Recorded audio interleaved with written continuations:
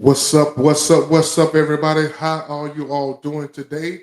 I am your boy RL, and she is Jenny. from the block.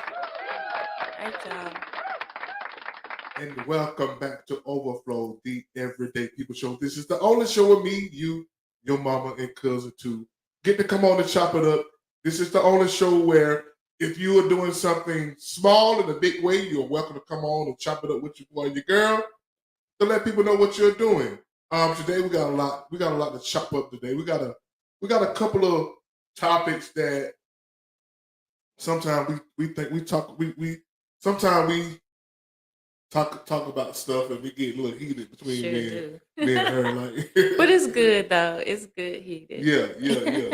And one topic we have is our thought process derived from Western society, or the way we think, driven by the laws that are set, or it's the way we think driven by the laws that are set by man, or the laws that are set by God.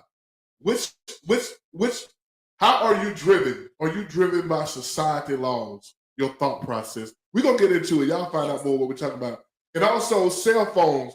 They're gonna make a cell phone mandate that all cell phone be taken upon kids' arrival To school. to school. Yeah. What are your thoughts on that? You know what I'm saying? A lot of people might be against that. True. And also we got the Ten Commandments being mandated by every school. In Louisiana, they have mandated that every school post the Ten Commandments. How do you feel about that? What if you're a Muslim? Do that make you feel some kind of way? You're a Buddhist. I mean, I don't think we got many Buddhists watching, but but do that make you feel some kind of way that the Ten Commandments will be posted in every school? And I'm telling you, this is what they do. They give a testing spot before they make it law all over America. Right. And also, y'all, does a person body count matter to you? Would you get involved with someone with a high body count and you know they got a high body count? Would you get involved with that person? Are women and men treated differently when it comes to the body count? We're gonna get into we're gonna get into that and more right after the theme song. Let's get it. I think iPhone users are kind of like try to be like bougie people, in crowd type people. You know what I'm saying? I'm just saying what I'm saying, man. You about to step on the toe.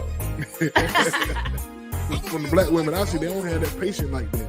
You know what I'm saying? But white women, they'll take it on the chin. Well, okay. Well, this is.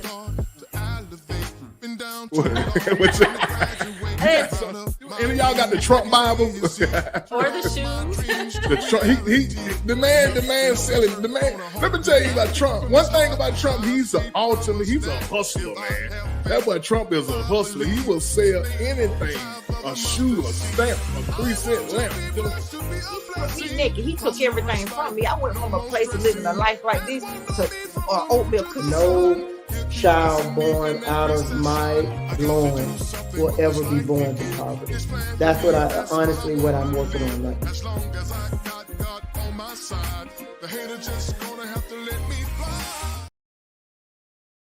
All right, y'all. Welcome back to Overflow, the Everyday People Show. This is the only show with me, you, your mama, cousin, and cousins too get to come on and chop it up. If y'all would like to be a part of this discussion, please holler at your boy. Let me know. I can send y'all the link to come on live. We don't have a guest today, so we can bring y'all in as a guest, and we can just chop up some of these topics that we got. I hope y'all having a good day. Had a good week.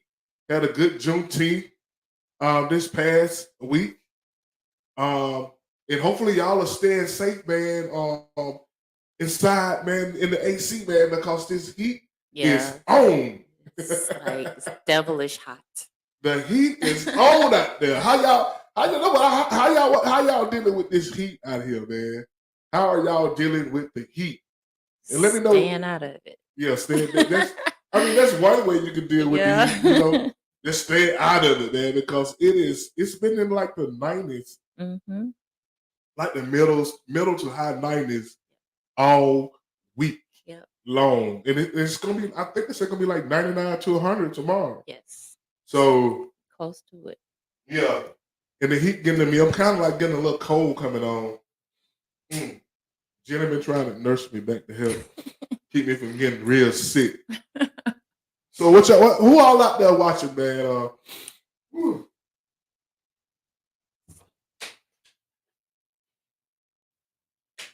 And we ask y'all one favor, please, ma'am, sir, please share this live. Hopefully y'all are inside in this AC, man, just chilling. Y'all ain't out there trying to break this. See, I'm talking about it's hot, like it's hot at night. This is one of them. This is one of them heats where Right. you can't even. The shade won't save you. Exactly. Even the shade won't save you, man. So listen, y'all, please share this live. That's the only thing we ask y'all. We're not gonna ask you for your cash app. We just want you to share this live, please, ma'am, sir. Let me share it too by a minute. Let me share this live. Let me share it to you right now. Okay. All right, y'all. Let's get into some of these topics. You got something to say before we get into these topics? No, I'm ready to jump right in. Let's go. You sure you ain't got nothing to say? I'm sure because I'm Speak gonna have now. much. No, I'm gonna have much to say. Oh, when you're we gonna have start much. talking. Oh, that's you trying to hold. You trying to Yeah. hold your peace. You're not gonna speak now. Right. You're gonna hold your peace. Okay, let's get into the first topic we have. We was talking about how people think. Is it driven by the way our laws are set? Like, and we came to this. We came to this topic because I seen somebody post. It was a 40-year-old guy with a 19-year-old woman. I mean, we could call her a girl, but he was 40 years old and she was 19. And everybody was killing him, saying, like, you too old for that girl. You too old for that girl. And I'm saying, like, what? Show me in the Bible. I mean, that's what it. I'm thinking this is what the law, right? Show me in the Bible. It's not a law. Show me in the Bible where it says a 40-year-old man can't date a 19-year-old woman. But it's not a law. So let's be clear about that. There is no law. I think it's people's opinions and feelings about the age gap as far as, maturity level, stuff like that. So it's not a law, and there's nothing in the Bible that says anything about it. Not that I know of, unless somebody done heard something different. Who is the maturity God? So who makes that decision, like who's mature and who's not mature? It's just society, like we're talking about the mindset of people, and keep in mind you have people who have 19-year-old daughters, and we can even,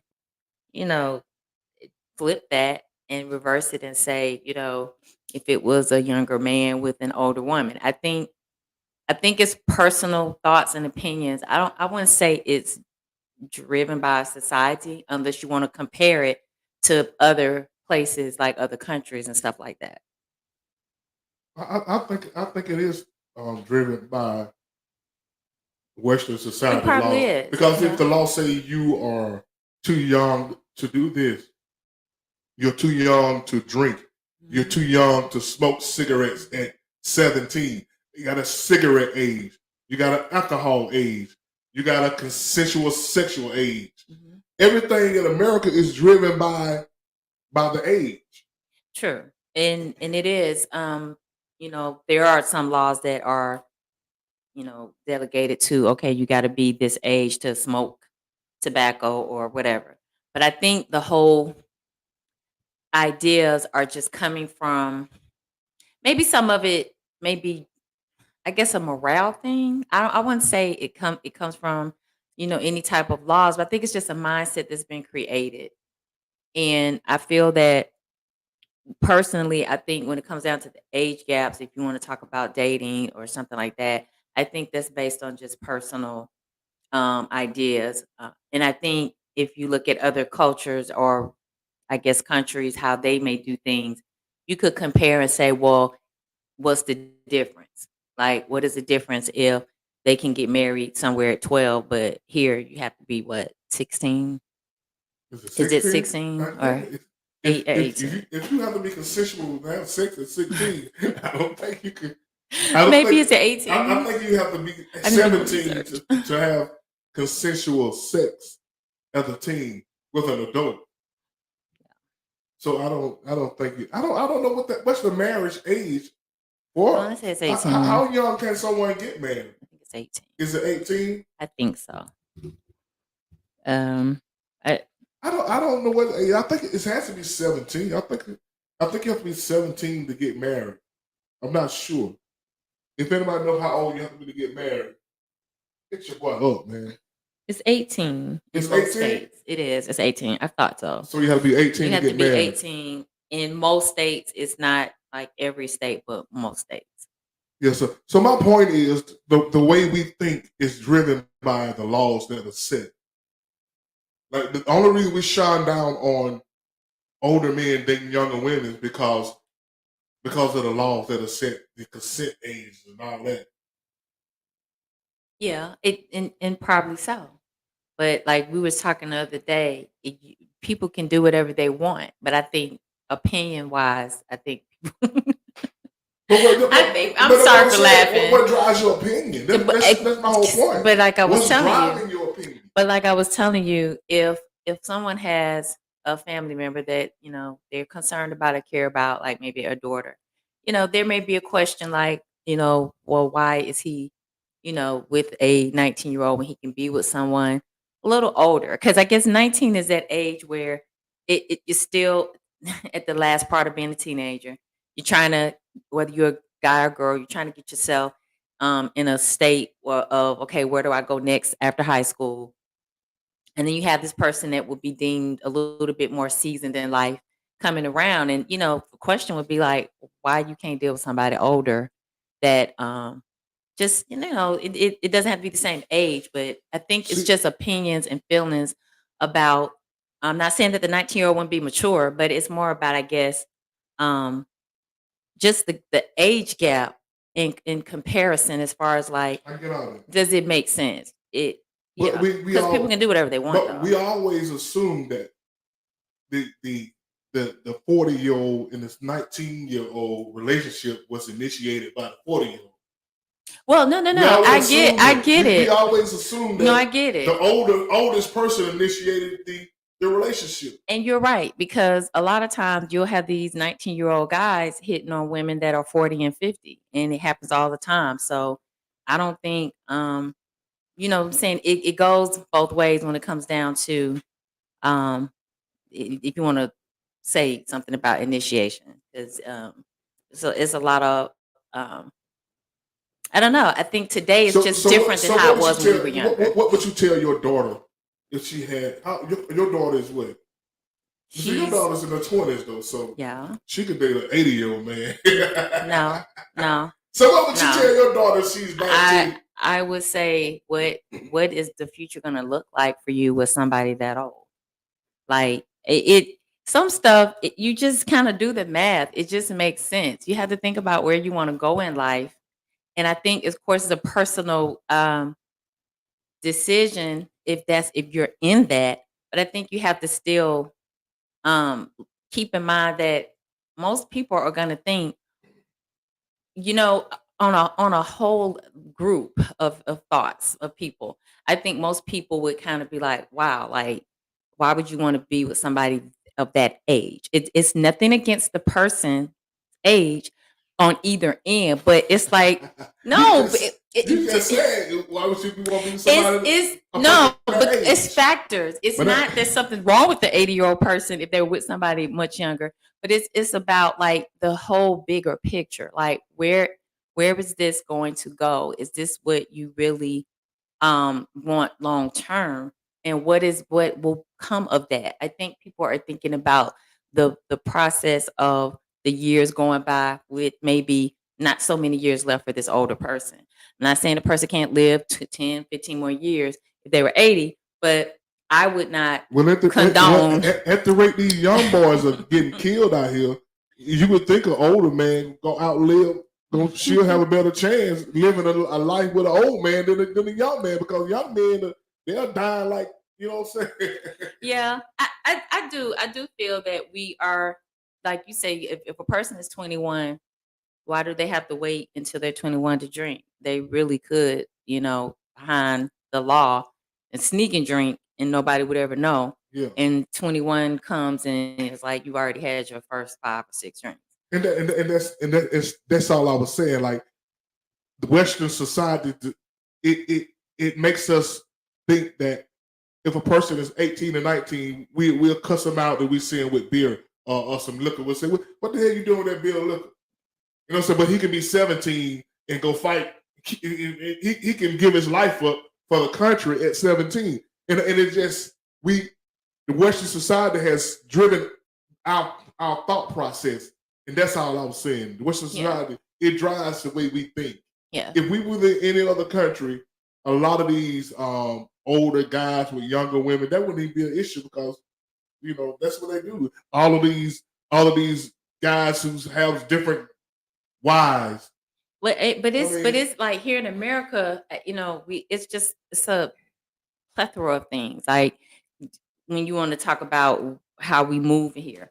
But like I say, you have people look down on older women with younger men. And it's all it goes, it's just all around, I've seen people, with those different age gaps. And it's like, if that's what a person wants, that's their personal preference. I think it's just, or this an experience. So you have to understand that there's some parts of it that is just personal. But I think just in general, people ask the question, like, what is the future of that? Like, as an older woman, would I want to be heavily involved with someone younger? And I'm just saying hypothetically, because at the end of the day, I have to keep in mind, where is this going to go? Nowhere. I already know what it's probably only going to be. So why would I invest my time and my energy?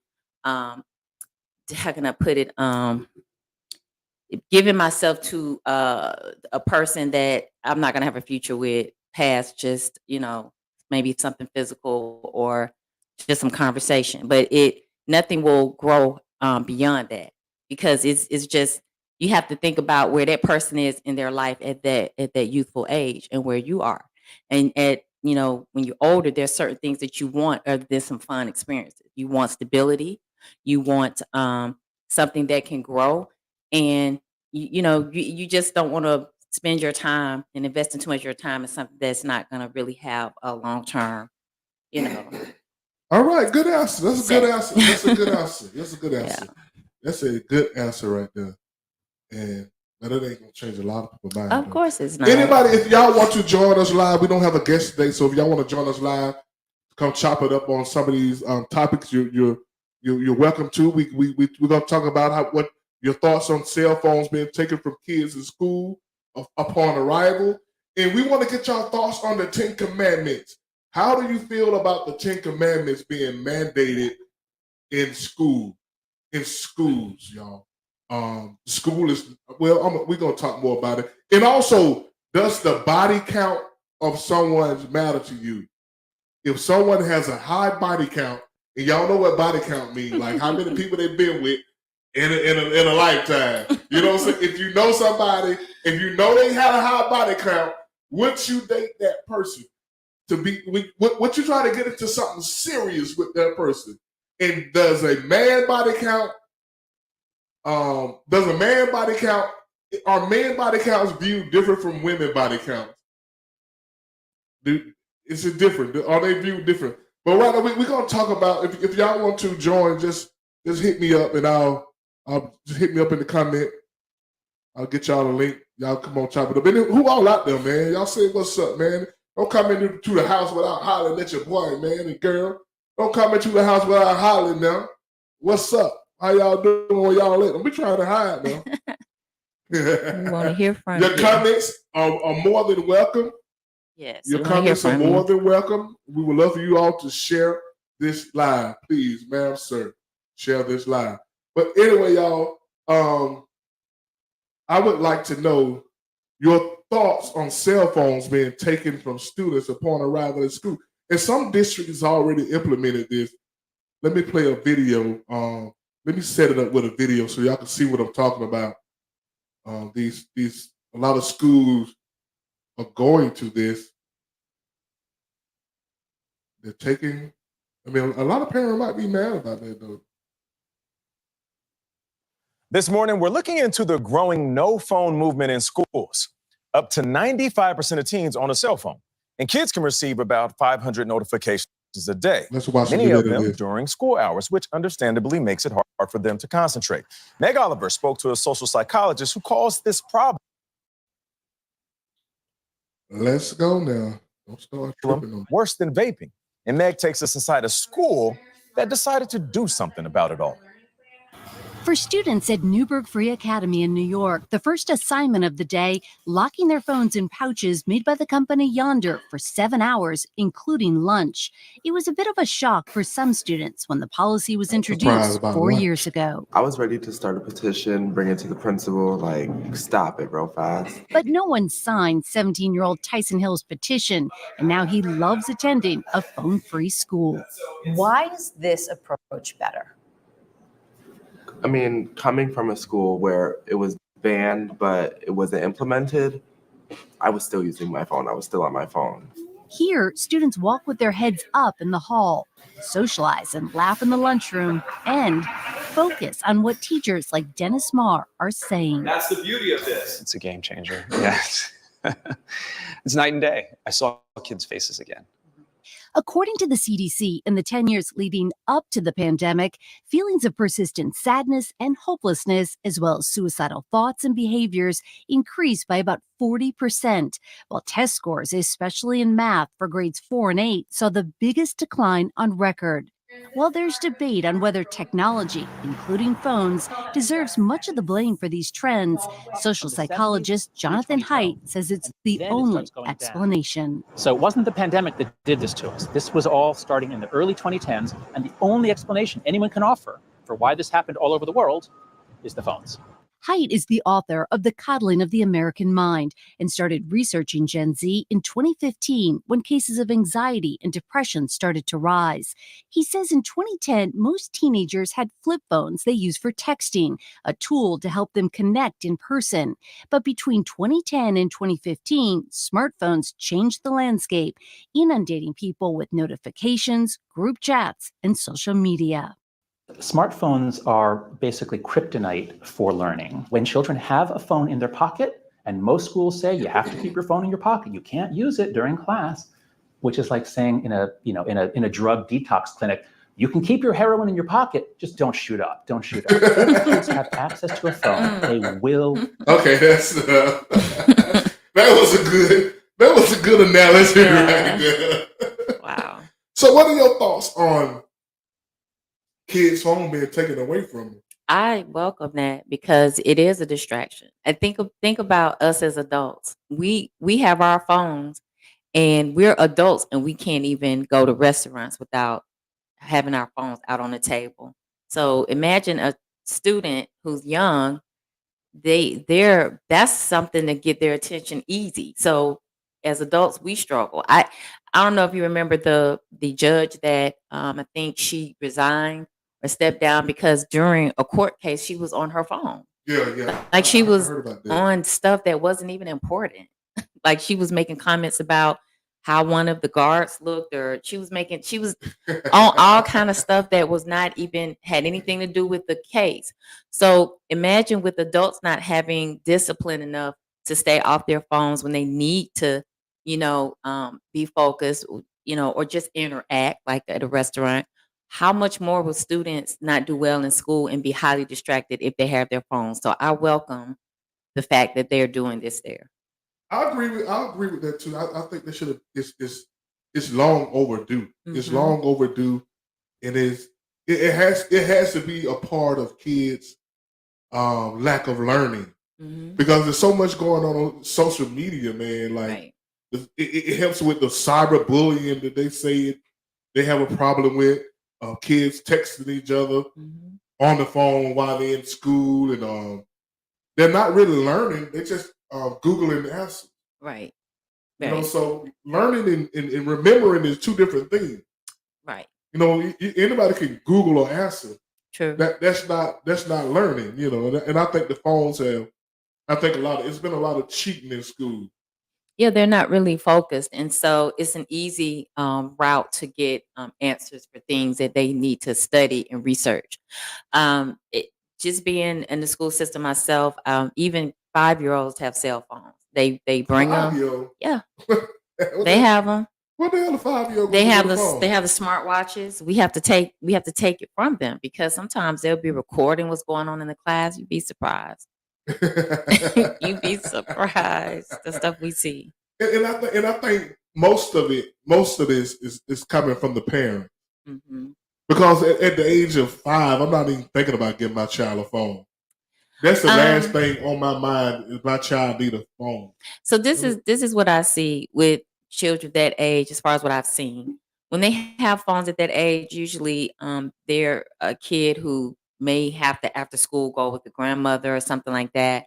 So that's the mother's way of keeping in contact with the child once they get with grandmother or whoever is their caregiver or caretaker after they get out of school. But at the end of the day, they're still bringing it, and if we catch them with it, we have to take it from But them. grandmama got to check the baby out regardless, right? They got to go to the office and check the baby out, right? Check them out of school. Sometimes, yeah. And sometimes the mother will pick them up, but then they'll still have the phone on them for later. You see what I'm saying? So even if mom comes to pick them up, it's still a way of communicating. But in my mind, why aren't you communicating with the grandmother yourself? Why, to find out how your child is doing, call them on a landline or the grandmother's cell phone. So I think it's a younger generation of parents that feel like their child needs a cell phone and they don't. I don't think they do. We survived without them, but they're born into this, so it's like a necessity to them.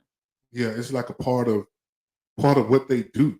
Right. I mean, what I'm saying? It's look, a part look of at us. them. Look at us. When we leave our cell phone at home, we'll be like down the road like a whole I know hour, I'm going back and and we'll turn getting around my and go right phone. back and get I'm it. going to get my phone. It been some time when I was at work. I got all the way to work, and I lied just to come home to get my phone. Yeah, it's definitely a distraction. I think it's a great idea.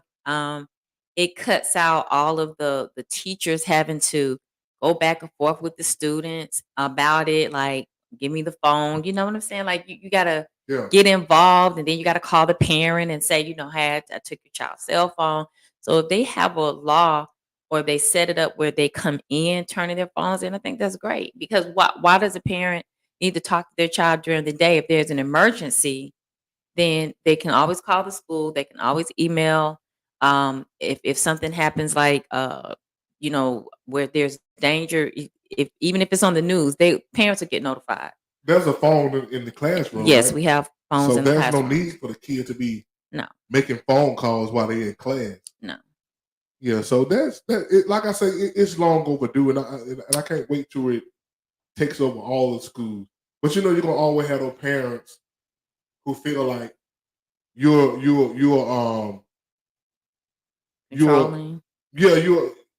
what is their property? Yeah. You're violating their personal property. Right. You're always gonna have those parents saying that's my child's personal property. Right. So it's gonna always be that issue too. Yeah, and I think with that, as long as it's locked up in a state where even the teachers can't get a hold of it, so there's no accusations. What are you doing with my child's phone? So if it's properly put up, then there shouldn't be a problem. They get it when they get out of school, and then they're good. Yeah, but it's always a knucklehead parent who's gonna say, "Oh, you ain't got no business telling my child what to do with something I bought, with something I paid for." You're gonna always have a knucklehead parent, Yeah, who's gonna make a fuss about it, and you know it is. There's gonna be some knucklehead parents who gonna feel like you stepping over your boundaries for something that they paid for. yeah. I don't know what it's called. Maybe somebody in the comments might know.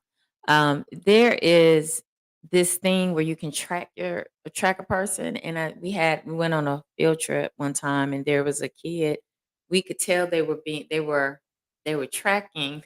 I don't know how somebody picked it up on their phone, one of the teachers, and we found out that the parent had put something in the child's hair where it tracked them the whole way on the field trip. And it's like some parents are just like helicopter moms. They just want to know everything where their child is at every second. And they couldn't have come up in our day, because in our day, I kind of understand.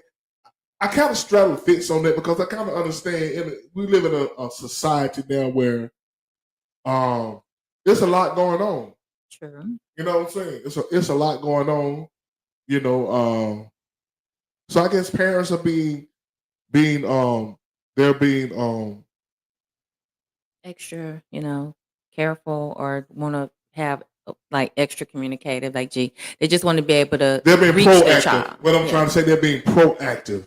Yeah. With their child's safety. So I understand that, but once the child gets inside the school, I would like to think that their child is kind of safe now. Oh yeah. And you don't have to, you know what I'm saying, text the child every second. Your child should be texting and disrupting the class with the phone, making selfie videos and dance videos. Oh, that's another thing that happens. The kids will be making videos in the classroom. They do TikTok. If there's a small window of opportunity when the teacher's not looking, or they'll do it. I'm telling you. So it's a high distraction. I think it can be more about the rights of, well, that's my child's phone, over really safety, because once the child is at the school, they're pretty much in a setting where nothing is happening unless something major from the outside tries to come in. But then during the day, there's no need to worry about what your child is doing. And not like that. Even if something happened from the outside, what good is a child? What good is gonna do a child calling you? It's not, because we do a lot of drills, and during those drills, you have to be super quiet. We can't even take the electronics and stuff out with us when we step out of the building, like for fire drills and stuff. So it is like checking on your child during the day.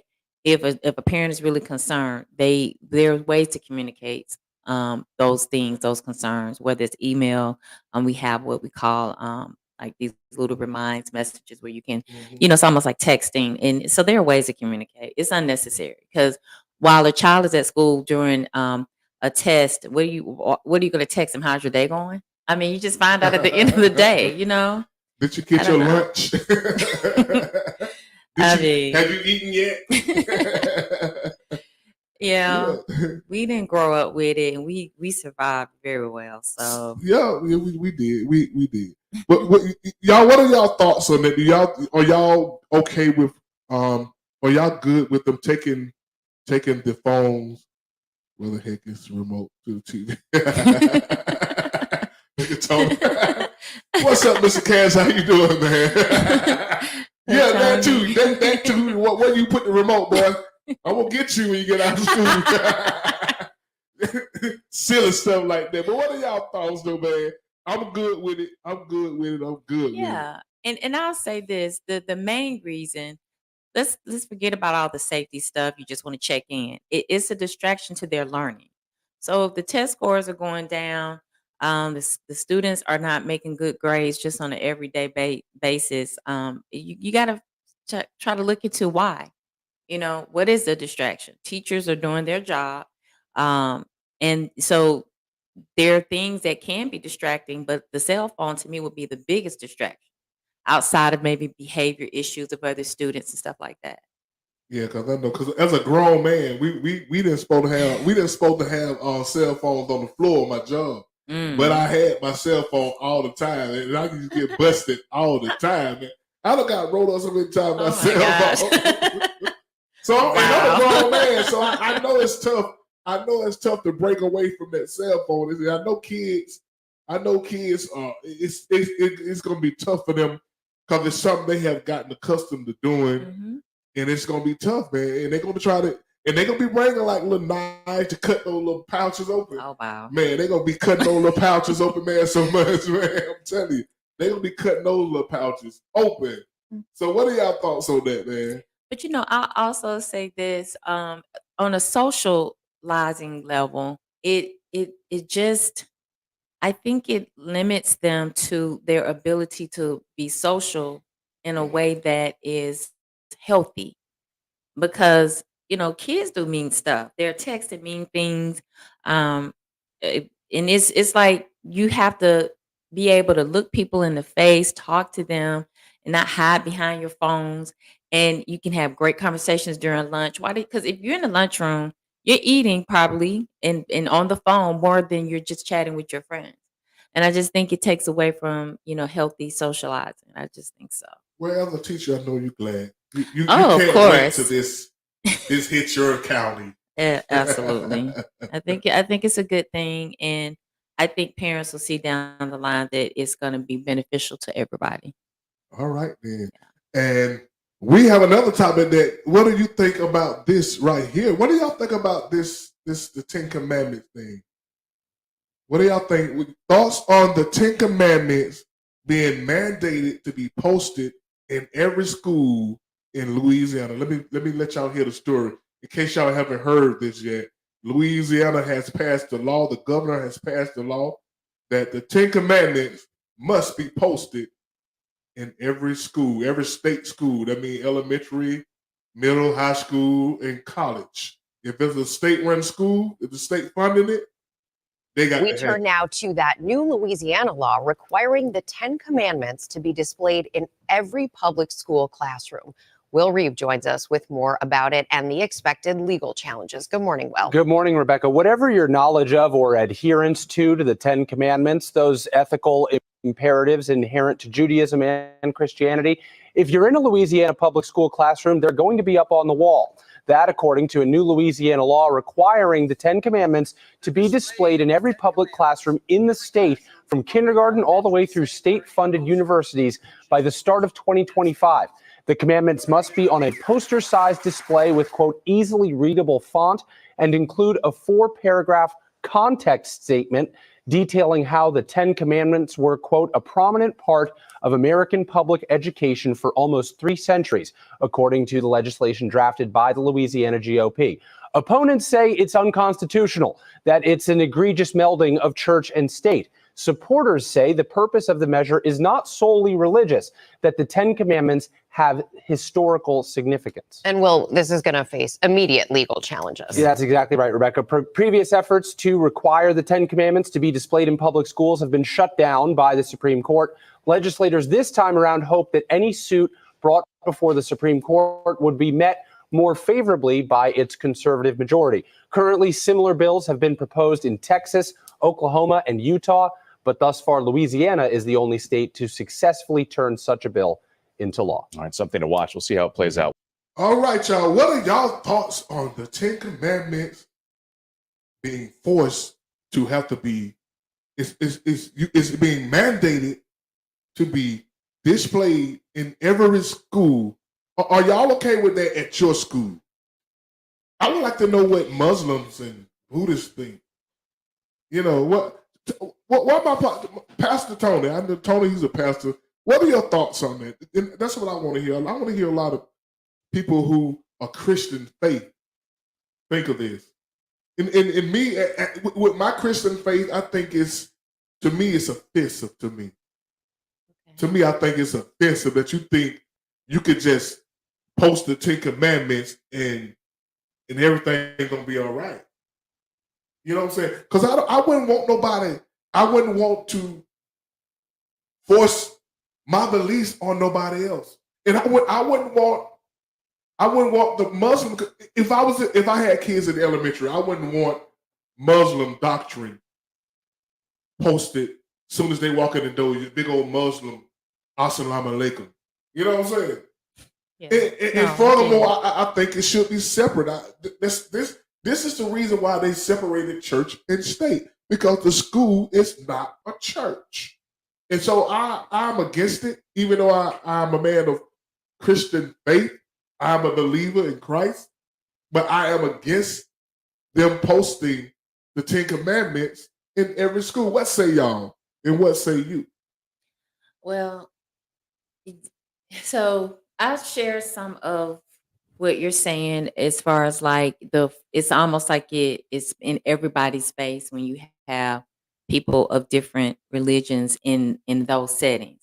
So you have to think about, like, again, like you said, if it was the other way around, how would you feel if you were sitting in a place and it was like put there in front of you as if that's something that you have to follow.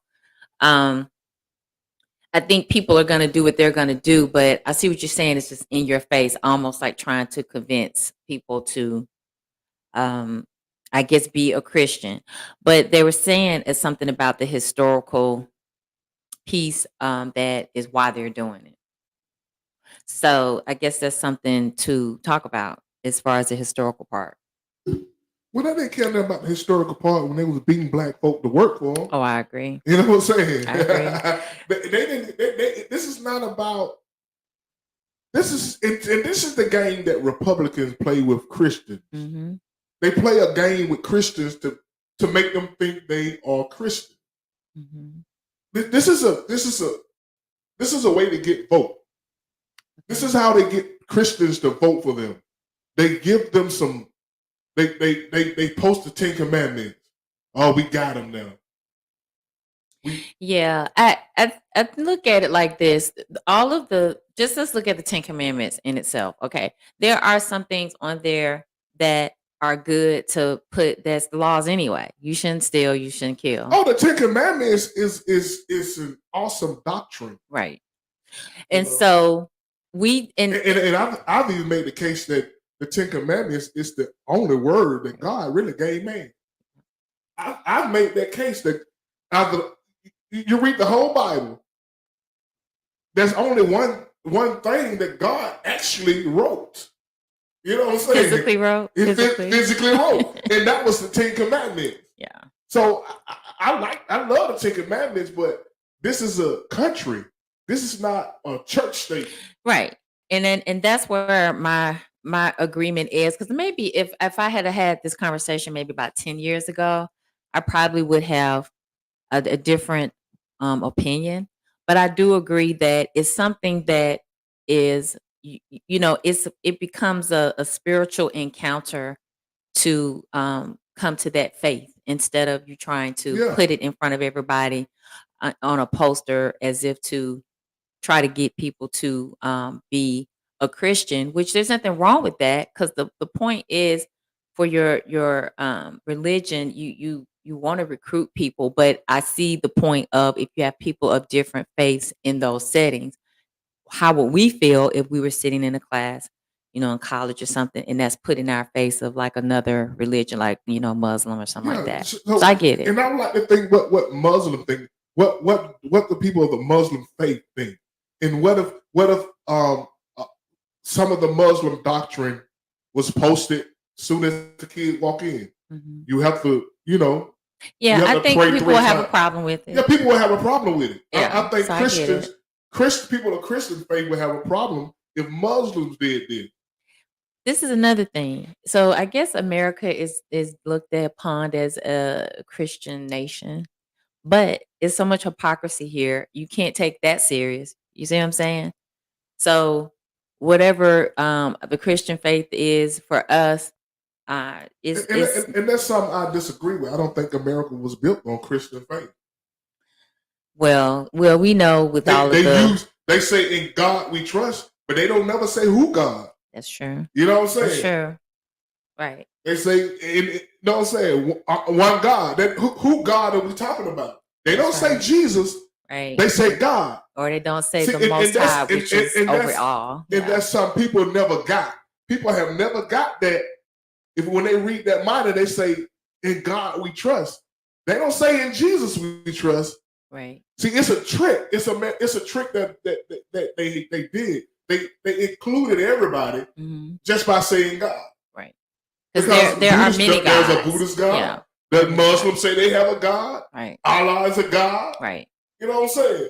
And you got some people out there saying they're gods. So true. So America was not built on Christian faith, in my opinion. If somebody out there listening, y'all, if y'all got something, if y'all got a different take on it, let me know. Yeah. So I think that when you have your Christian private schools, those are wonderful. I just think with the nation Christian nation, if you want to call it that. It's just people are everywhere. They're scattered everywhere, and so it's not just America being. It's all Christians here. It's like America's a Yeah. melting pot of different It's a things. melting pot So of different cultures, Yeah. different races, right. different religion.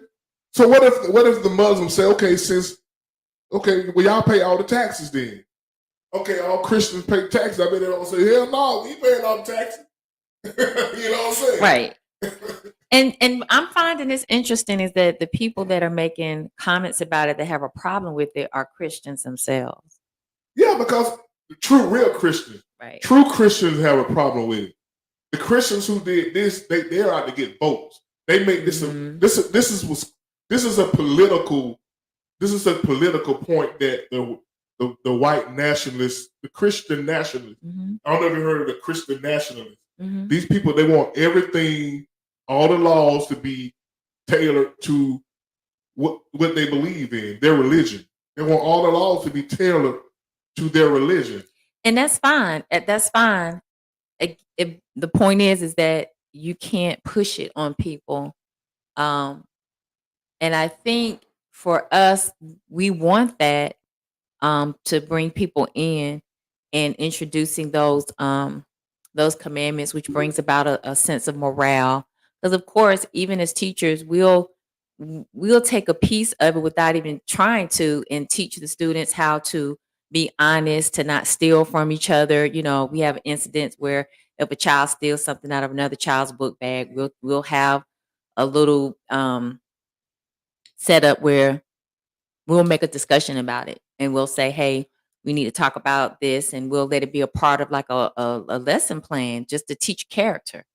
So we're doing little things like that already. But I think the whole big picture of having it just in front of every person, which every person is not a Christian, then that's where the problem is. And so I do get that, because I welcome the Ten Commandments. I it's a part of my faith. The piece is that, do you force that in front of every person that is attending these schools that have different faiths and religions? Because what we want their religions to be imposed upon us. So yeah, I can agree with that. Yeah, exactly. And to me, as a Christian, anybody out there, if you are any other faith, how do you feel about this? How do you feel about the country heading toward forcing religion on people? Because I think it's faking. I don't think you can force people to believe in God. And that's a problem we have as a country. That's a problem a lot of people who see, it's a difference between being a man of faith and a practicing Christian. A lot of people are practicing Christianity. They're not living Christianity. Right. Because I see what you're saying. It's like living it is a lifestyle. You can practice some things, but again, you always have the Pharisee type people. They're hypocrites. They'll say this, but then they'll be doing something else behind closed doors. So yeah, I get it. Hey Stanford, how you doing? I'm doing well. How you guys doing? Something wrong with Doing good. Look like something wrong with the comment things again. But Tony said, I laugh at Christians who desire to be unjust to unjust people. Why would we as Christians care about world's issues when these people hate God? Let the world fight it out. As Christians, we watch God work. And that's my whole point, Tony. You know what I'm saying? Let God, you can't. It's almost like we got to advertise God. Yeah, too much It's has almost happened here. like a commercial. Yeah, too much has happened what I'm here. saying? Yeah, where how can we be looked upon as a Christian nation? It's too much has happened. Yeah, and I hate when I see billboards. I'm driving, I see church billboards on pieces here.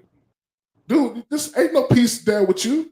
You know what I'm saying? Right. And I don't knock people for doing it. I just think God has become a tool for people to use, and not a God for people to serve. Right. Right. I think people are not serving God; they're using God as a tool. Right. And I think this is that. and this whole thing is using God as a tool Mhm. to make It's manipulative. to make evangelicals think that Republicans love God more than people who vote on the Democratic side. Yeah. This is all that this is about. Because I talk to people who say, "Oh, Democrats are evil." No, I say Democrats just they doing their job. They separate church and state. Mhm. That's what the Democrats do. Because Muslim pay taxes, Christian pay taxes, Right. Buddhists pay taxes, gays pay taxes. What make you think in a country everything's supposed to be geared towards your religion? You know, and we talked about like, oh, they taking church out of school. Now, ain't nobody took no church out of school. You stop praying. Mhm. Ain't nobody took prayer out of school. You just stop praying. Yeah, You know? and I think that it just became a problem with people mentioning Jesus, and it kind of goes back to actually this right here, what we're talking about. The whole thing of, well, everybody's not a Christian, so you can't say Jesus, and you can't have prayer in school. Um, so I think that's where it comes in, where people say they took prayer out, is because the offense of, okay, the people who are not Christians. But like I said, going to school, I never remember a prayer. I never remember us saying prayer in school. So the school that I went to, I don't ever recall us having prayer over the intercom. Only thing we did was the Pledge of Allegiance. But we didn't stop and pray. So the elementary school that I went to, they would allow people to come in and bring us Bibles, and they would pass them out to us. They would talk to us about it. I have a couple of them just from childhood that were given while I was in elementary school, like 4th, 5th grade. So, things like that. So did y'all have prayer in school? I can remember and recall maybe a couple of prayers being said for a situation over the intercom, but it wasn't like a daily thing. But for sure, they did pass out Bibles, and they had people come in and talk about it, about the Christian faith, and they passed them out. They weren't like the full Bible, but it was the little small ones that had just the Psalms and Proverbs in it. And for me, me growing up in the household that I grew up in, I loved it. I welcomed it, but maybe that's part of the past that they don't want now. I don't think people can come into the schools and do that now. I don't think they ever did. You know, Well, the school that I went hold to. on, look at we got Stafford. What's going on, my brother? Hey, what's going on? How you doing? My mellow. Yeah, so we just talking about your thoughts on the Ten Commandments being mandated to be posted in every school in Louisiana. They passed that law this week, I think. So every school that's ran that is state funded has to have the Ten Commandments posted in a large size in the school. Somewhere in the school. It has to be posted. And you asking me my sentiment on it, or? Yeah, what are your thoughts? I'm pretty sure you good with that, or you think it's over the top or unnecessary? Or? I don't live in Louisiana. No, I'm just saying. So I don't have a thought. Pilot city. Yes, it's a pilot city. It's a pilot city. Oh, so you're saying you are in a Republican state. It's coming. Okay. Mm-hmm. Yeah, you're right. In Florida is that. Nobody wants nothing forced upon them. I know that. But it's a touchy subject, man. With certain, I grew up. We had to do the Pledge of Allegiance, and we had to do the Bible and stuff wasn't in the school, but there were little passages in around the room, and stories were being told. So a lot of that stuff has been taken out from when I was in school.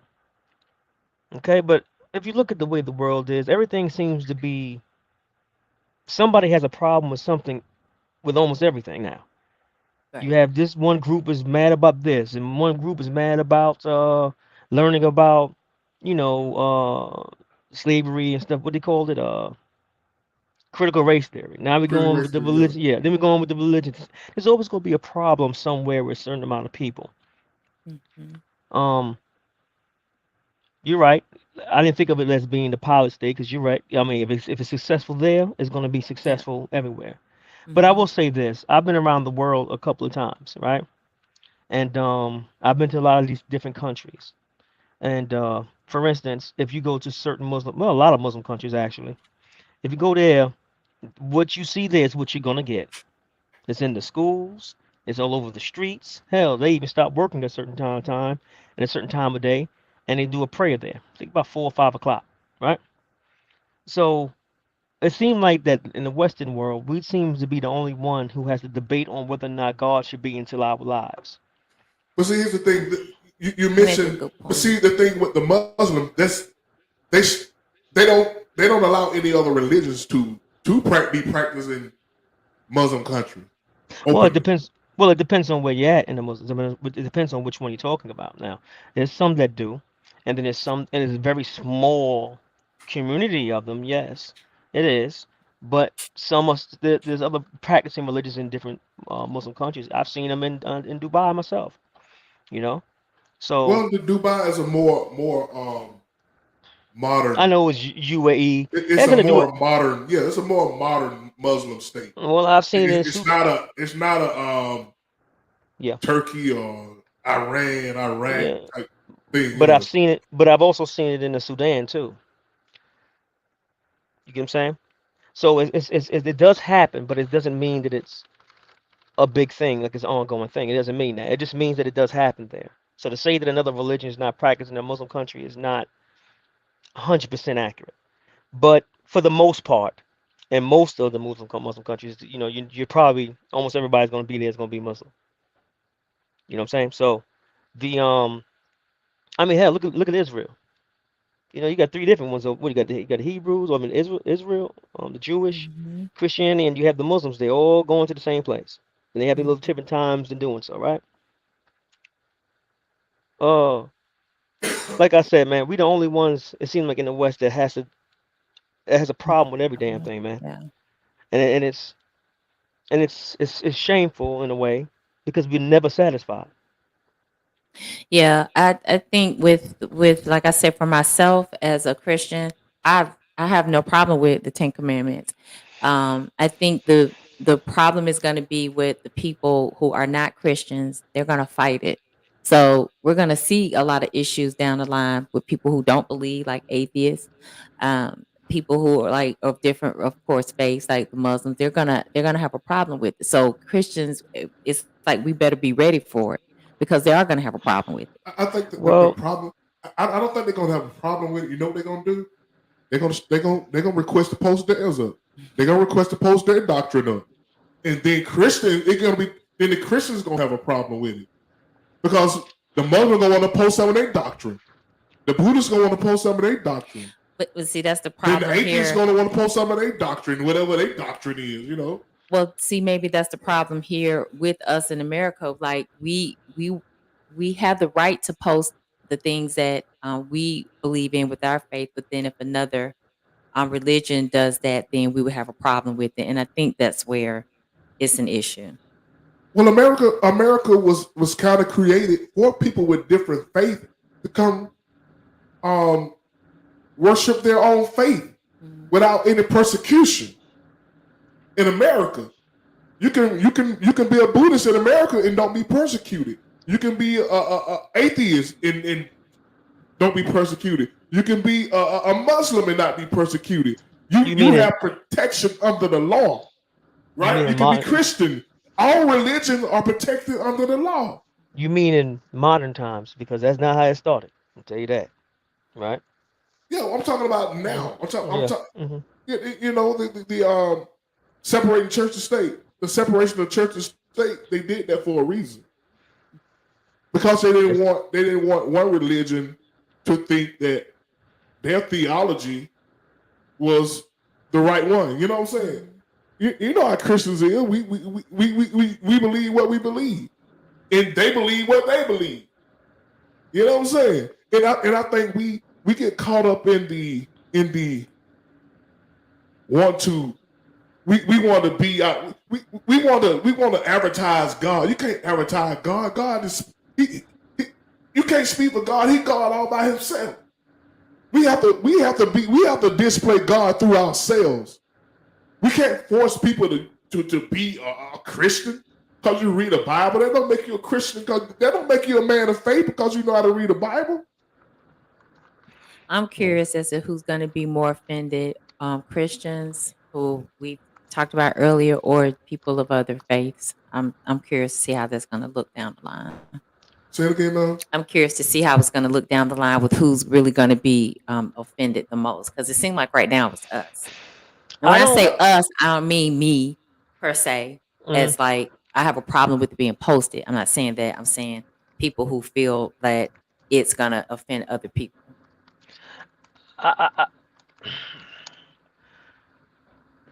In America, it seems like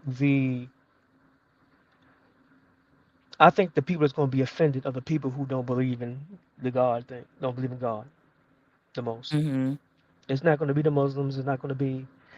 I don't think it's going to be them. I don't be in the Jewish. I don't think it's be any of them. I think it's going to be the ones who don't want God into the schools and Right, the atheists. yeah, I think it's going to be, or even certain types of agnostics. You know what I'm saying? Mm-hmm. But they're the one that's going to have an issue with it the most, because we are. Well, I assume you ought to be like believing in God and Christian, whatever, and everything. And we're talking about it right now, and we're Mm-hmm. debating it. I mean, y'all have a different y'all views are probably somewhat similar to mine, but some of it is different. You know what I'm saying? So it's it's a slippery slope, Mm-hmm. and we gotta but the good thing about what we can do is that everything's gonna come to light eventually. Mm-hmm. It's just that, and it's not about who's right.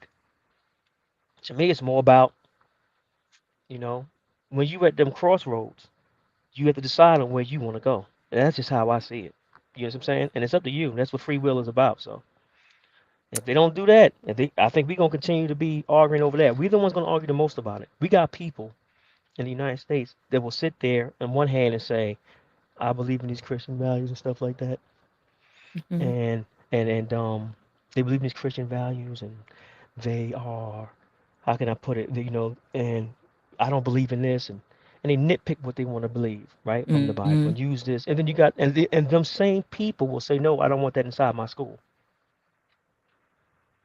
Okay. you know, and it's kind of wild to me to hear that kind of stuff to me. You know what I'm saying? I mean, Mm-hmm.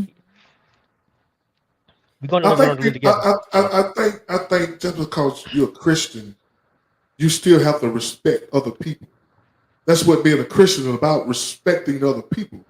that's Not not not just what. that you want to believe, not that you believe or don't believe their religion. You still have to respect people.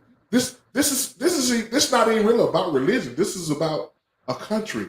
This is about state versus church. Hmm.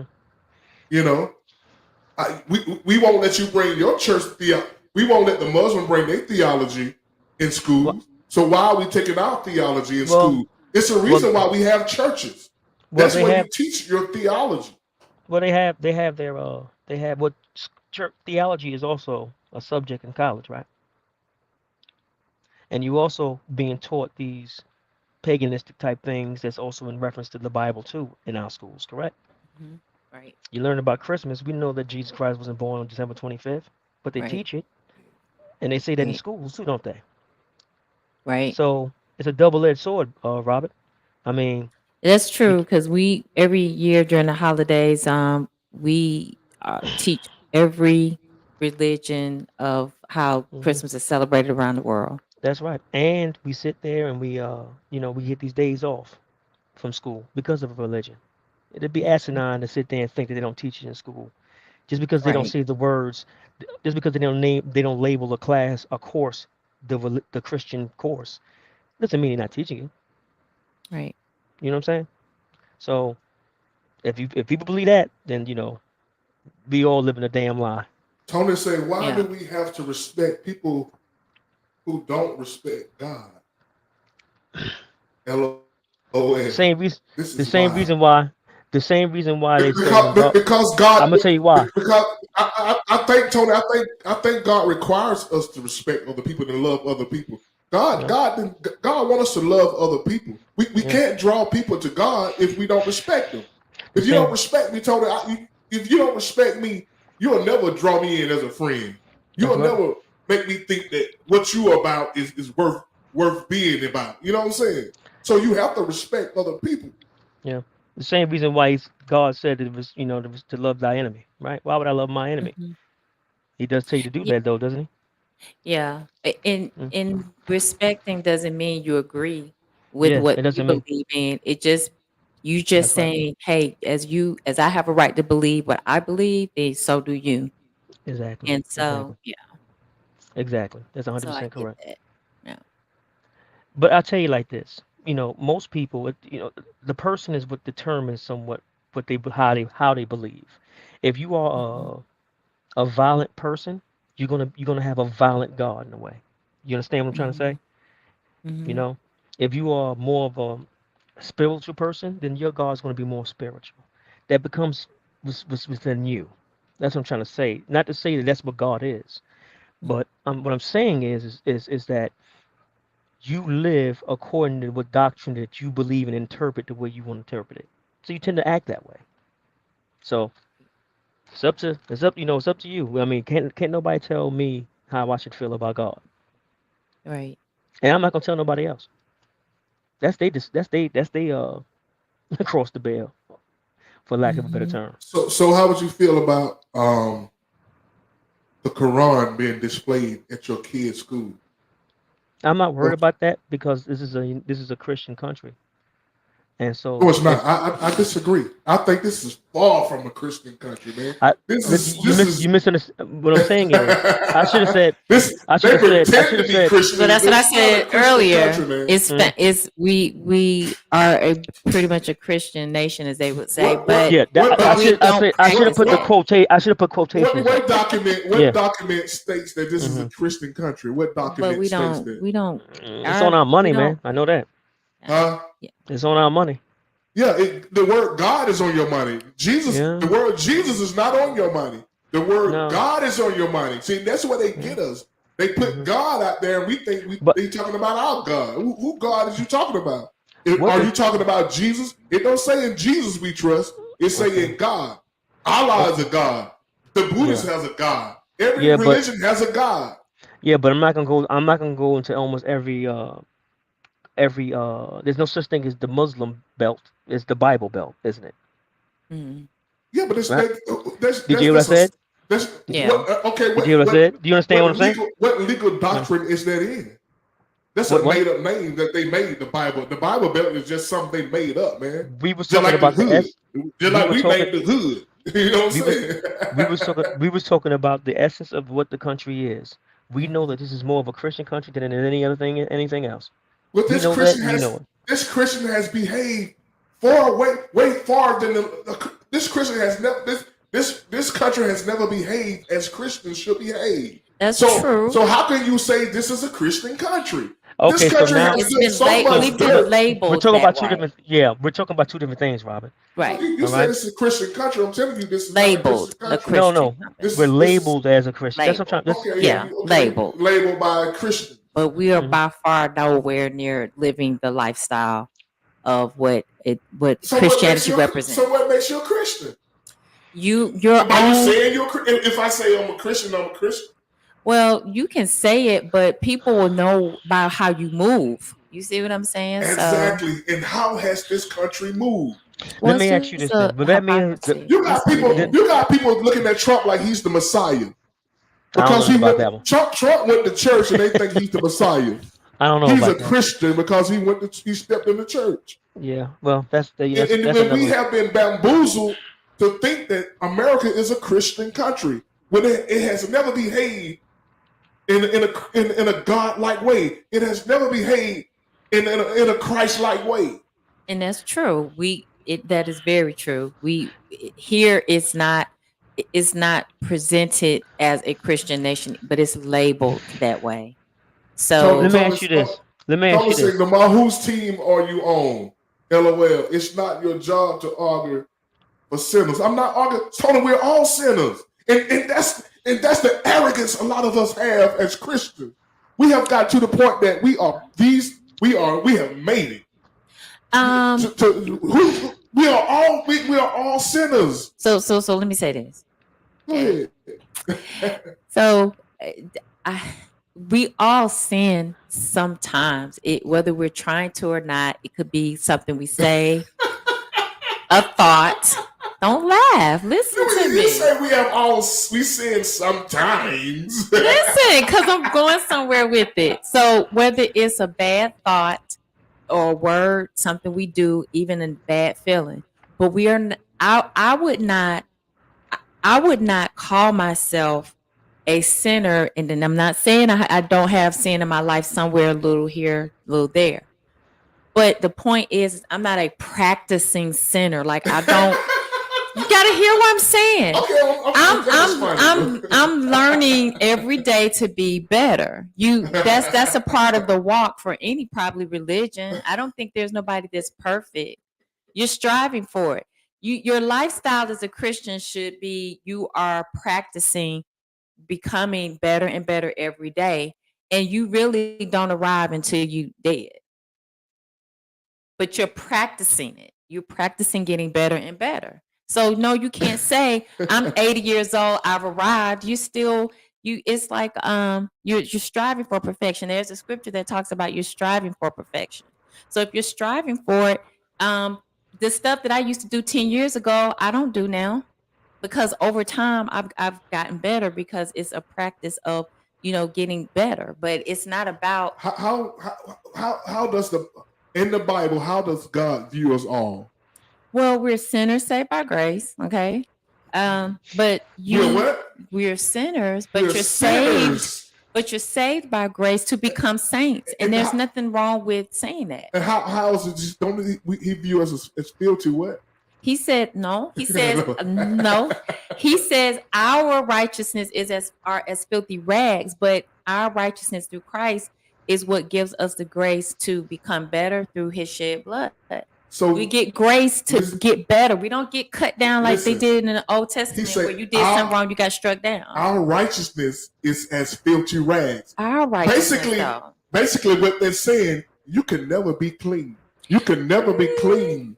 You can never get clean. We can't clean ourselves. That's what he's saying. Somebody help. Well, I don't know any perfect men walking this earth. No, it's not about being perfect. No. But if you're not perfect, you're a sinner. I'm saying that you are practicing you're practicing to be better. He said, wait, say Jesus, preach, Jenny, Jesus is not trying to understand. Our righteousness, when God says that, He's saying that what we deem as righteous, I don't do this, I don't do that. It's a lot of people that don't do certain things, but your heart is transformed by God, the Holy Spirit in you, Jesus, His grace upon us to be saved.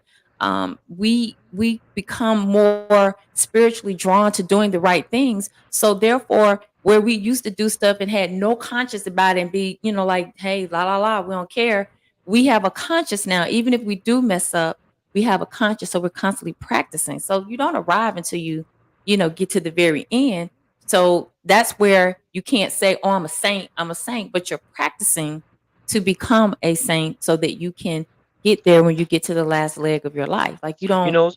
Some of the greatest, some of the well-known, most greatest prophets and stuff that's in the Bible were sinners. Moses was a murderer. King Solomon blasphemed. David was a warrior. That's why he couldn't build the temple, because of the fact that he spilled blood, right? Right. So we're not perfect, and if you're trying to be perfect, good luck, because it's not going to happen. We're going to always be in sin, but it depends on whether or not we can be forgiven or not.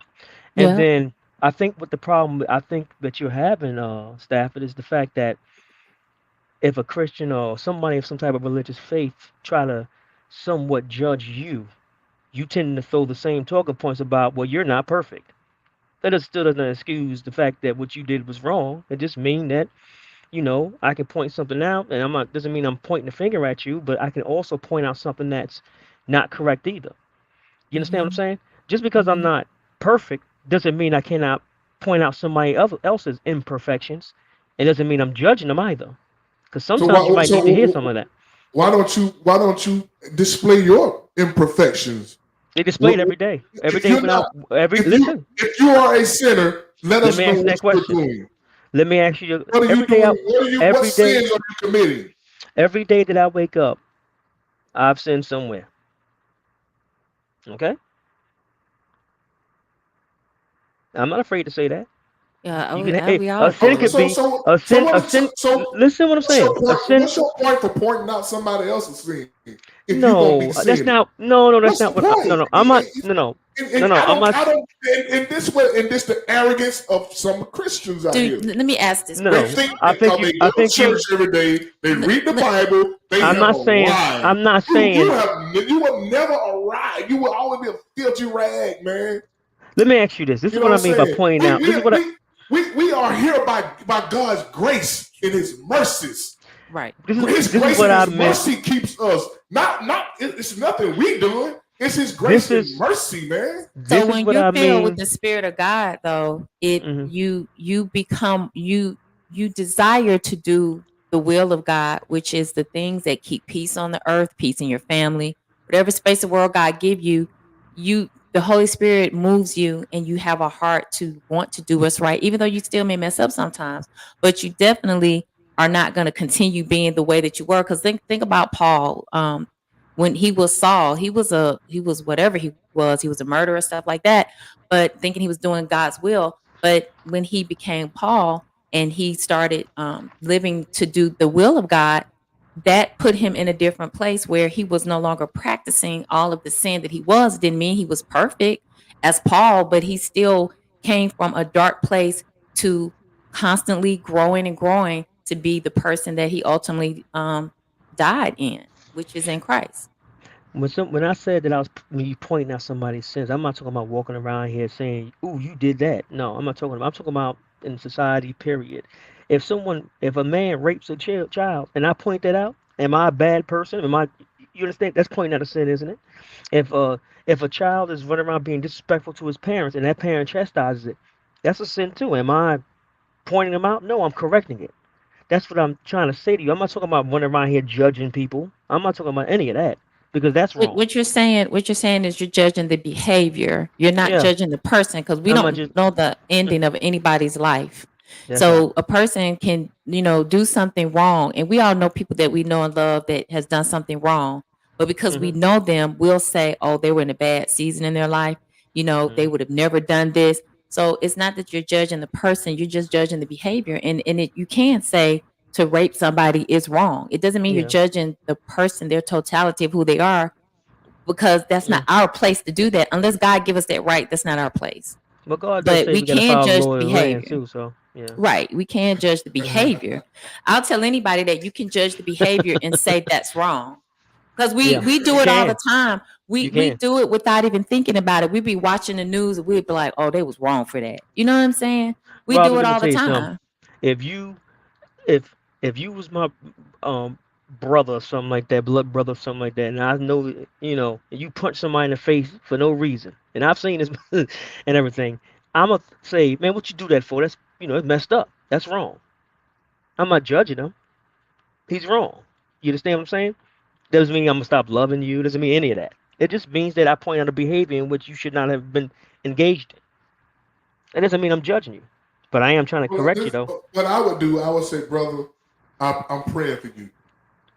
That's what I would offer them. I wouldn't say nothing. Because you know you're wrong. What the thing about an adult know when they're doing wrong. Only thing I would offer, hey man, I'm praying for you. I'm praying for you, brother. That's all. That's all we can do for people, man. Yeah. We don't have a heaven and hell to put people in. And I think people have gotten to the point to where they think they can read scriptures and go to church that they got heaven and hell to put people in. But God don't care about all that. God don't care about all that doctrine you read and all that stuff. I give you props on that. God is looking at you. God is reading your heart. What's in your heart? Yeah. Sure. What did you do for the least of these? What did you do for them? Proverbs. You know what I'm saying? Proverbs. God is judging you through your heart. He ain't judging you by how much you can read. That's true. I mean, you have to Proverbs. study so you'll know, and Yeah. you have to follow the Spirit of God in you. I think we know to do. I think we have a sense, even if we didn't read the Bible. I think we have an innate spiritual sense to know this is wrong. Anytime you gotta hide to do something, you know it's wrong. Yeah. Anytime you gotta lie about something, you know you're wrong. But in the same verse, y'all keep saying y'all sin. So then you know you wrong. So I mean, we all know we wrong. If y'all can sit here and admit that y'all sin, but still you want to chastise somebody up and saying they know they wrong. Well, you know you wrong. We all know we wrong. We all know we wrong. Oh, I'm not chastising anybody. I can't. I'm not. You No, I'm saying saying- y'all? You said y'all? I'm not Proverbs- chastising anybody. I Proverbs can't 15. because we all do wrong. Proverbs can't. 15:3 I says, mean, "The I eyes of the can't. Lord are in every place, and He's keeping watch on all evil and the good." Who So wrote whatever's in the that? dark. Proverbs 15, verse 3. I'm not going. But I ain't gonna go down that road with y'all. But it's okay. It's okay because this It's is okay. the thing. This is the thing about our faith. When we are taught who Jesus is, when we're listening to it in a church service, we're going to be moved by the Spirit of God and be led, not because you read something by your mental knowledge of reading. You're led and moved by the Spirit of God, because a lot of people probably have read the Word of God and wasn't moved at all. And they in other religions and all of that stuff, just like I've studied other religions before and wasn't moved to follow it. So whether I read the Word of God or I just happened to sit in church with my family, I went as I felt led. And I was like 15 or 16 years old. Nobody told me to go up and acknowledge Christ publicly. I did that because I was led and moved by the Spirit of God. And I was just a teenager. And God knows I did not do everything like from that moment right. I still was living my life like normal, still doing all these other things. But over time, the Spirit of God filled me, and I started learning how innately spiritually how to move and feel conviction of heart when I do something wrong. Still, of course, to this day, we're constantly being in a growth process and in mode of just becoming better. Yeah, we all still sin. I sin every day, even if it's just a bad thought.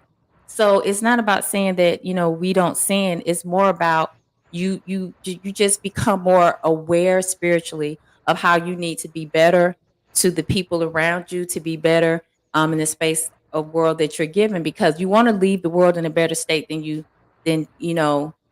when you leave it, wherever it is. And it's not about you've arrived or nothing like that. And sometimes people have to read, and if you read who Jesus is and you hear it, whichever one, then you're still led by the Spirit of God at the end of the day.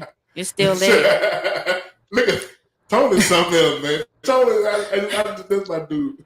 Tony say preaching. Lamar needs to be baptized. Tony needs to baptize him in the word of the water. In the word and water. Love y'all. So I got baptized, man. I was like 10 years old, man. I got baptized then, man. So I'm saved, right? So I can. So again, we all can admit here on this live, we all can admit we sin every day, even if it's just one bad thought, right? I don't sin every day. Listen, stop lying. You're Now lying. speak for yourself. No, when I say every There's a sin day, right there. see, when I say every day, come on, y'all, it can be a bad thought. It doesn't mean that you're gonna go the extra mile and carry the thought out. When you were in your days before you even acknowledge Christ, you have a thought, you say it, you go ahead and do it, no problem. Now you can have a bad thought, but because you're growing in Christ, you're like, I'm not gonna do that. But I thought about it. You see what I'm saying? So a sinful thought is just that. We're gonna get judged by our thoughts at the end of the day. We're gonna have to account for every idle word we speak. Let me finish. And so because of that, that's why I say we all can raise our hand and say every day we sin. We may talk about somebody and then later be like, dang, I shouldn't have said that, because it may have been unnecessary conversation. If it's not related to something that is a problem that you need to solve, if you're just gossiping and just talking about people, I mean, at the end of the day, you probably were around a group of people, you got tempted, you said some stuff, but that doesn't mean that you're trying to live like that. you're practicing every day. You have more heart convictions to do the right thing, and that's the Holy Spirit just helping you. So yeah, we do sin every day, even if it's just one small thing. So, well, I guess you see what I'm saying? Yeah, Like, I see what you're saying. We're not going to. We just having a yeah, conversation. and we are. You know what I'm saying? And I believe in the Christ, and I just believe, God speaks to me in different ways. You know, so God He tell me speaks to things. all of us. Yeah. When God wrote the Bible, He didn't stop speaking to people. Right. So where are you going with this about the reading part? Well, God didn't write the Bible. When the men who wrote the Bible, who say they were inspired by God, God didn't. Those aren't the only men who was inspired by God. Right. So you're talking about the reading part, and yeah, I'm talking about the reading part. Okay, Because we use the Bible as finality. So I think this is it. I think this is God said. This is it. So nothing else matters. He can't talk to nobody else. So you and I have had this conversation before, and we do agree that God is not just confined to words in a book that gives guidance. Because again, when I got saved as a child, because at 15, 16, I'm a child pretty much. I wasn't reading. I was just sitting in a church service and I felt moved. A lot of times back in the day, parents were like, "Oh, you need to go up there." Nobody said anything to me. I just found myself getting up and I felt it. It wasn't emotional. It was a spiritual feeling. I could feel it. And I walked up there and I gave my life over to Christ. I acknowledged him, but I went back to still do whatever I was doing that teenagers do. And that's the patience we got to have for everybody. Of course. We got to have patience that people will have that epiphany, that moment that God speaks to them. We can't force it on people. I agree. We got to wait till they have that moment. Everybody who's a believer has had that moment. Right. And we know what that moment is like. Mm-hmm. But unfortunately, everybody hasn't had that moment to where God spoke to them. Right. And so that goes back to the Ten Commandments. We shouldn't force it on. Yeah, we shouldn't force it on people because you can't force people to believe in God. Right. It's something they have to come to on their own, like we did. Everybody had a moment. Pastor Tony, you had a moment to where you was someone else where God spoke to you. Right. But before then, you weren't trying to hear all that. You know what I'm saying? You was deep into sin. I was deep into sin. All of us were deep into sin. I've walked into a lot of different places, man. I've walked into a Catholic church. I never felt like I wanted to be Catholic. I've walked into a Muslim mosque. I never said I wanted to be Muslim. That's upon you. It sounds like to me that when people say some of the things that you're saying, they feel bothered and threatened by it. And why? I don't know. You know why they shouldn't? They shouldn't feel threatened because I'm talking about me. I'm not forcing my thoughts on nobody else. See, that's the difference. I'm talking about how I felt when I was. And that's the difference, Stanford. What happens to me happens to me. No, what I happens get. to you happens to I you. understand what you're saying. You're right, and I'm not taking that from you. So can't at all. nobody be What I'm offended saying by is how that- I feel because you're not me. No, because you can't. I can't tell you how to feel. But what I'm saying is that can't nobody force nothing upon me that I don't want to partake in, and I don't get offended that easily about something like that. I mean, hell, look at what's going on in with besides religion, also with other things as far as the LGBT, even at my job and even at the job and everything, you hear certain things, and they try to force things. They say they're not forcing nothing, and people saying, "Oh, they forcing this on us." Man, I don't pay that shit no attention because it doesn't affect me. So they making you fly a rainbow flag. No, they're not. No, it's not what I'm saying. What I'm saying is, what I'm saying. No. What I'm saying. Listen to what I'm saying. What I'm saying is they're doing things. They have these. They celebrate Pride Month and all this other stuff, whatever. And they having these people take pictures and all this other stuff because of this. And then people automatically run and say they forcing this on us. I don't like this and this and this and this and that. To me, nobody said you have to participate. You understand what I'm saying? Yeah, I feel what you're saying, but I think a school is state ran. That's different. Your kids got to go to school, right? Yeah, it's a state mandate, so that's different. But you don't have to be on social media. Yeah. You know, I that's tell the you what though, man. private-owned company. So When we're I was gonna agree when to I was disagree, my brother. You know what I'm saying? 'Cause no, I didn't agree with it either. What I'm I saying said is we're that gonna when I agree went to to school, disagree. oh, okay. When I went to school, there was Muslim people in my school when and we had Bible stuff around. You understand what I'm saying? And I'm still cool with those same people. They wasn't offended at all. They still in their religion too. They still Muslim. So I'm trying to figure out why we in society today, these days, get so offended so easily over stuff that really is not going to really affect you.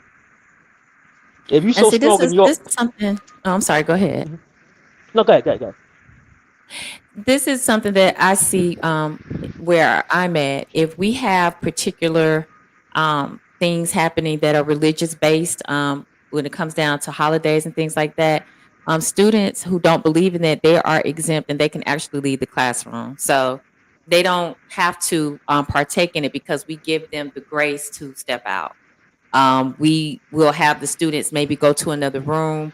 We'll give them some work and other fun things to do, but they don't have to participate. And we let parents know ahead of time, hey, we're doing this. This is, religious based. And if you don't want your child to participate, let us know, and then we'll provide something else or modify it so that the child can still be in the room, but like not have the same exact paper with all this pagan stuff on it. So, or religious stuff. So, they do accommodate in school students who are of a different faith that don't want to be a part of the Christian faith. Uh-oh, you got knocked out.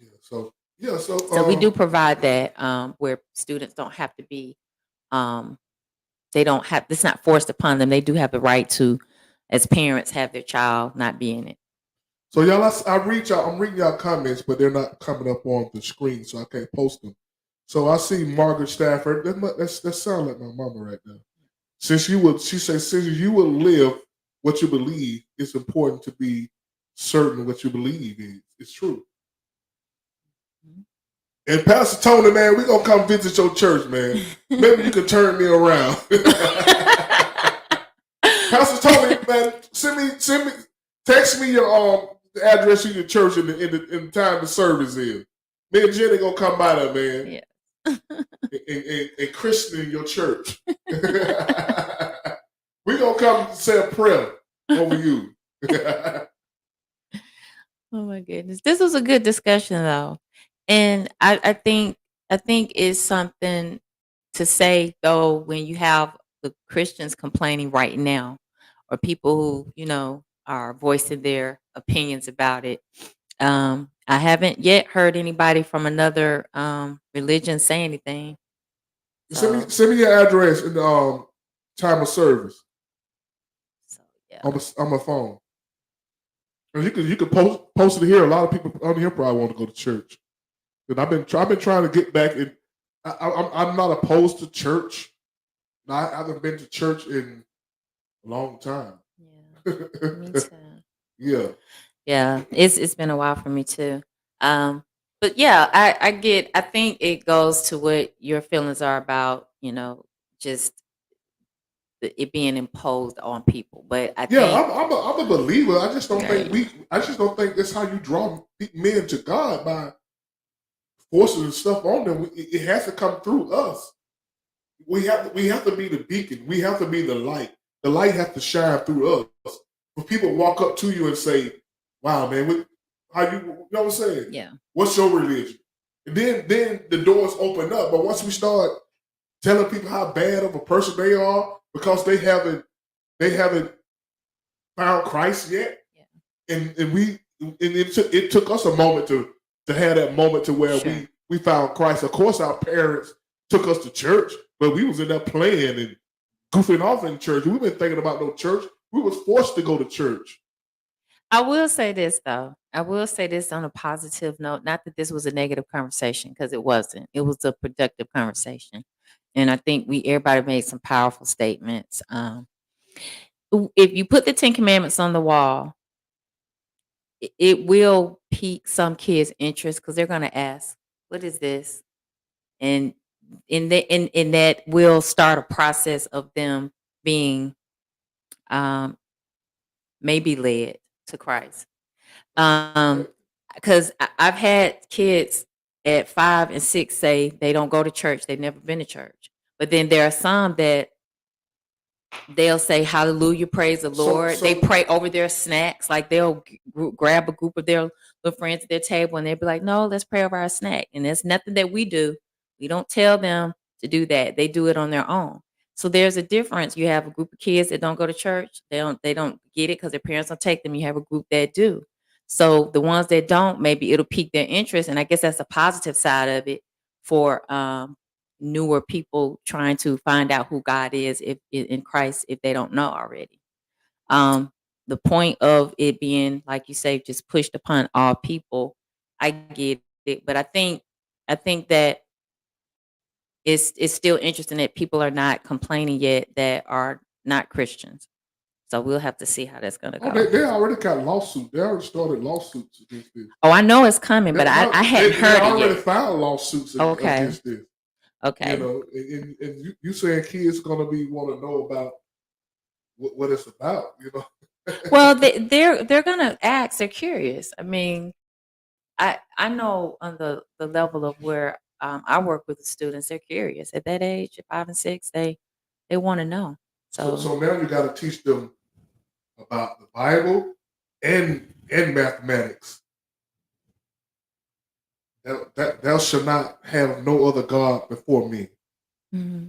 Can you imagine you try to teach them what that means? Well, see, this is the thing. I don't even know if this is required. So this is where I need to do my research. I don't know if it's required to teach it. It just has to be posted. Thou shalt not make unto thee any graven image. Mm-hmm. Okay, what's that, teacher?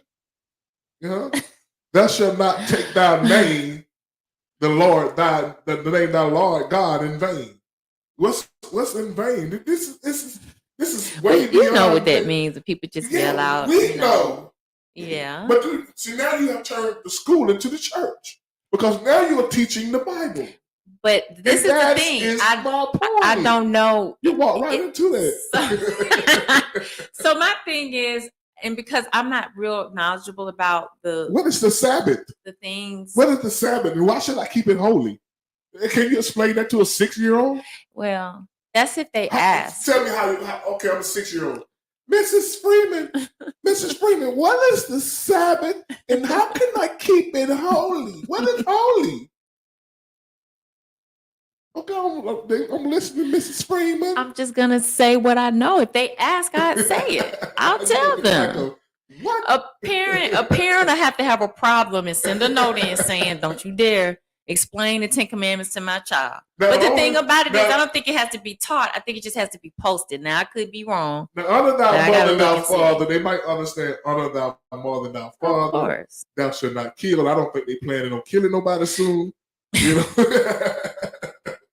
Thou shalt not steal. So I think in 3 they might understand. I think they might understand honor thy mother and thy father. At 5 they're stealing. I'm just telling you, they do that at 5. Thou shalt not steal. Thou shalt not bear false witness to thy neighbor. You might can tell them that. Yeah, they do that already. Yeah, those are some you might can explain to, but I don't think you're gonna be able to explain. But then you're gonna be out of what you're supposed to be doing. Well, this is the thing. Teaching arithmetic and writing, reading, writing. I think there are going to be a set of I don't want to say rules as to how you deal with it, but I just still think for right now, what I know is posted. It's not a part of a curriculum where you have to teach it. I think it just has to be posted. Yeah, but like you said, it's gonna spark interest. It's meant to spark interest. Yeah. And like I said, I don't have a problem with it. It just, I don't want my God to be forced on nobody. I want people to come to my God on their own. You know, I'm trying to draw men to God through me, through my light, through my kindness, through my, you know what I'm saying? Yeah. That's all I'm saying. So do you feel as a Christian that it will offend people? What would offend people? The fact that it's posted. Yeah, it's gonna offend people because everybody's not a Christian. I know, but I'm saying, everybody's not a Christian? Do you think they'll get offended because they don't? Not so much only the people who are not Christians, as far as like because they have another religious background, but like people who just don't have nothing. You know, there are people who just don't. They practice nothing. They just live. Everybody know on every job there's two topics you don't bring up on the job. That's religion and politics. Sure. It's two things you don't bring up on the job. Religion and politics. So why would we bring that? Why would we put that in the school? So so it's political. You think it's political? Absolutely, it's political. Okay. It is absolutely political that they're putting the Ten Commandments in the school. Okay. You know, they're not going to do it in a New York ain't going to never do that. Yeah, I can because see them it's I get it. Yeah, it's a liberal state. Very much so. It's a liberal state. Right. You know? So we got a little time. We got one. the last little subject is we can talk about have that, but a man. few, You know, but it's okay. You know, but having said all that, I think they can take the prayer out of the schools, but they can't take it out of your home. They cannot take prayer out of your home where you pay your rent. Mm-hmm. And I think as Christians, we get caught up in all these silly battles. Oh, they're taking church out of school. They can't take it out of the home. Mm-hmm. I agree You know with what I'm that. saying? I agree. They can't not take church out of the home. I agree, and it becomes like a responsibility of school. We asking the school to now bear the responsibility of teaching theology. And I think the people that have this thing of this cohesiveness is because you want to bridge the gap between home and school. I get it. And it does start at home, because no matter what we do at a school, if they're not doing it at the home, it really don't work. It don't make no sense. It doesn't work. It's not as effective because you have to work together. Okay, y'all, we're gonna tackle one more. I don't know how we're coming out of Ten Commandments into this one right here. This is a crazy transition to another topic, y'all. Does a person body count matters? Would you get involved with someone with a high body count? Are men body count viewed differently versus women? And for y'all don't know what a body count is, it's the number of sexual encounters a person has had in their lifetime. You know, and a lot of people don't have to get a body count. What's your body count? What? Don't do that. It ain't high, but don't do that. 44. Hush. Charlotte, Hush. Nah. I ain't gonna put my business out there, but I was a good girl. I'm gonna say that. Look, I waited a long time, so I can say that. Don't tell me your body count. I might be disappointed. No, you wouldn't. No, you would not. Just don't say it. You would. Don't say it. Don't say it. You wouldn't. But listen, y'all. Does it matter to y'all a person? If you knew somebody had a high body count, would you try to be serious with them? I wouldn't. Or that wouldn't matter? I wouldn't. Why? Well, in my mind, you have put yourself with a lot of different people. You done created a whole bunch of soul ties. You got some spirits on you. I just don't want to be a part of.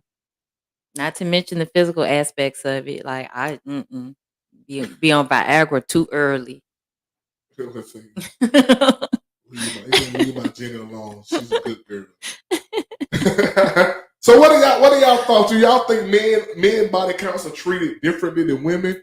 Men are viewed as, if a man is with a lot of women, it seems like society call him a cool dude. But if a woman is with a lot of women, you know what she is? She's that thing what Santa Claus say when he coming down the chimney. It's unfair, but that is true. Unfair? So it's unfair in the aspects of it's the same thing. I know the makeup of a woman is different. I get all that, but if society views it differently for women, it's an unfair thing, because a woman, she necessarily doesn't want to think or know that a guy that she's with has had a slew of women in his past. You know, I knew a guy one time that bragged, and I asked him out of curiosity. I was like how many people would you think you've been with? He was like 2,000. I was like, you believe that? Yeah. 2,000 women. Yeah. Man, he been ran. He ain't gonna be no good. You been with 2,000. But that's what I'm saying. He'll be on Viagra very early. Was he saying he had sex 2,000 times? Well, that might be possible, but not 2,000 women. No, 2,000 different people. He's like Tony said, 2,000 different people. 2,000 different people. And in my mind, I'm like thinking to myself, you have created a lot of issues for yourself mentally. And I don't think people think about that. It's a soul tie that you create or transfer in the spirits. You also, again, you put your physical body at risk for things. And I just think that you have to, like, it's not about judging people and saying that, oh, you're a horrible person. But personally, if that's the lifestyle somebody want to live, that's fine. But I don't want to hook up. I wouldn't want to hook up as a woman with a man who's been with that many different women. I just wouldn't. So you're not that type of woman who like a man that women are drawn to. I don't think that's a turn on. Not to me, because this is me speaking for women who think this. Women, not all, but some women get to a place and in their conversations, they're like, I'm gonna say it as clean as I can. They don't want community ping. I'm gonna say it like that. Community what? Ping. I'm gonna just say it like that. So they don't want somebody that doesn't put it all out there. So y'all call the men community DICK. You know, community. That's the best way I can put it. I'm sorry, y'all, but people don't think that women think that way. There's some women who really feel that way, and some women don't care. But there are some women who like, I don't want nobody who every woman that we don't walk by, he probably done been with her too. You know what I'm saying? Like Tony said, honestly, I have always regretted the number of women I slept with, and I had difficulties dealing with that once I got saved. I mean, once you got saved, I'm thinking that's all behind you. Like it is. There's nothing you can do about it once you you get saved. It is, and that's where a person has a clean slate, and that's the beauty of our faith and the forgiveness that we get from God. It's just, what we're talking about in general. If a person knows, and this person just kind of still in that place, would you want to be with somebody like that? I would not be turned on by a guy if I'm a woman and I'm out dating and I know that this guy has been with almost everybody in just say where we at in Atlanta. I would be grossed out. I would be grossed out. That would not do nothing for me. That would make me think, oh, he must be the man. I would be thinking he has probably not enough self-control. He just all over the place. That's my opinion. And like I said, why are men and women viewed this differently when it comes to sexually? Why do people expect women to be, more pure? More pure. Well, I think for y'all, it's like a badge of honor to say I've had this many women. And that's the society that we've been indoctrinated into believing, that it's okay for a man to be with a bunch of different women. But if a woman is with a lot of different men, then we're looked at in a negative light, like we used up, we ran through and all that stuff. But it goes both ways. A man's body get worn out too. Like it wasn't meant, for you to just overly do it. And when I say that, I mean with different people, because you can be married for years, and you can't even count the number of times, right? But when you put yourself with all these different people, and everybody's different, everybody do things different, you would be worn out. I wouldn't want somebody that put their mental state and their emotional state and their spiritual state and their physical state all over like that. That's just too much. It's more than just physical, and I don't know if people always think about that part, but it involves so many other parts of who you are. So if I told you I had a high body count, I don't know. What if I told you my count was like 150? And to me, I think that's high because you know what I'm saying. I think that's like you. I mean, I'm just It- saying. I'm not gonna believe them 2,000 though. Why I not? think 200 Why not? is. You don't think that's possible? No, I don't think Okay. that's possible. I think somebody said it did with 2,000 women. That's a lot of women. Yeah, it is. I mean, he has to be with a woman every week. I mean, I'm just. I mean, who wants that? That's the point. Who wants that? I would not. I mean, why would he? What man want that?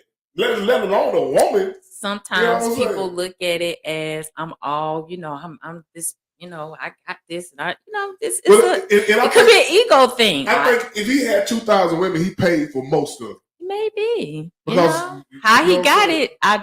it. With the different women. Because he ain't just walking up, come on, go with me, girl. You know what I'm saying? He's paying. But basically what he told you, he pick up prostitutes. He probably did. He pick up prostitutes. Man, you can pick up a prostitute every night. That's true. You know, so that's maybe what he was saying. If he had 2,000 women, he had to be 75% of them had to be prostitutes. I just know it was like yikes. I was just like, ew. I know that's right. Like that's too much. I wouldn't even want to be with a lot of women like that. If I had, if I could, I wouldn't want to be with a lot of women like that. It'll wear you out. It'll wear you out, man. You know what I'm saying? It's just you, because you keep it in mind. It's a being that has a spirit. They have a mind. They got emotions. You just taking that in. It's too much. It's too much. It is too much. Yeah. So, you know, I was gonna add my mama.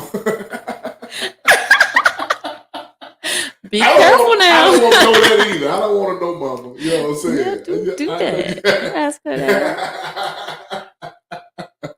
She already said that's too personal. It is. It is. I do think that it is different. Women get looked at worse. Maybe because of the stance that we have in our human being state. As women, we're supposed to be, have more control. Sugar and spice and everything nice. That's how y'all supposed to be. But it's not fair to make a difference. But I understand why. But it's not fair though. Y'all supposed to be sugar and spice and everything nice, not shoes and clothes and all them hoes. Oh my God. I can't with you. All right, sure.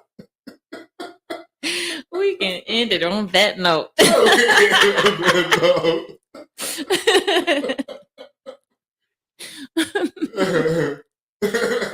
much. That's the first time I heard that. I'm lame because I ain't never heard that before. I just came up with Oh, you did? Damn. I'm gonna put that on a shirt. I think people will buy it too. I'm thinking you pulled that from somewhere. Okay. and I guess me is supposed to be about clicks and tricks and slanging it. La la la la la. Don't hear you. Oh my goodness. But anyway, y'all, we just having fun, man. We just having fun. Pastor Tony, Tony, I need you to pray with me Sunday, man. When I come out, I'm come up there with my hand raised up, man. You don't need to ask me what my problem is. You know what they are.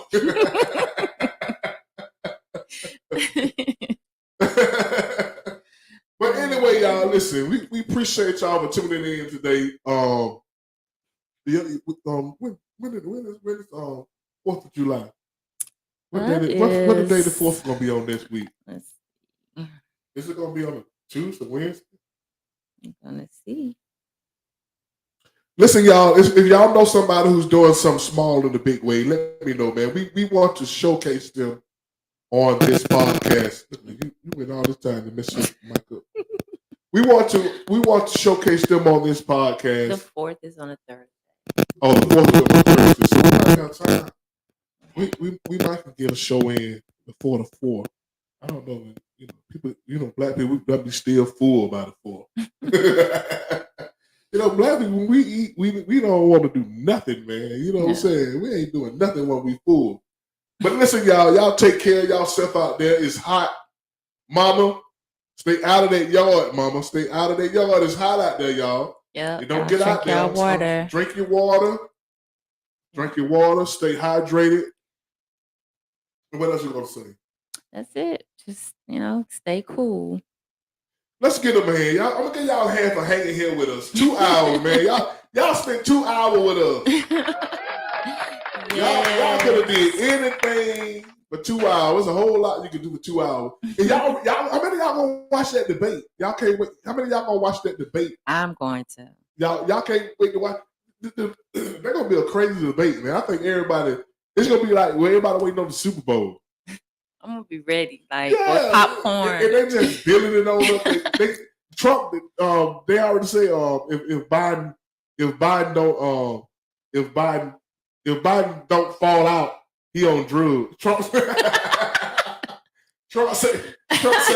if Biden can stand up there, he gonna be on drugs. So they actually want to give Biden the drug test. Yeah.